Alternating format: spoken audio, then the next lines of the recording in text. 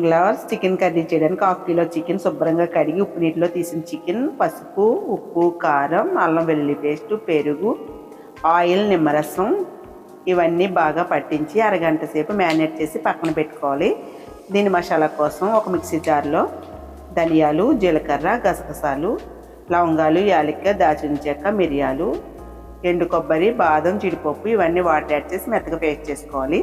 పాన్లో oil వేసి సాజీరా, ఉల్లిపాయ ముక్కలు వేయించుకోవాలి. ఉల్లిపాయ ముక్కలు గోల్డ్ కలర్ వచ్చిన తర్వాత ఇందులోకి మసాలా పేస్ట్ కూడా వేసి ఆయిల్ తేలే వరకు వేయించుకోవాలి.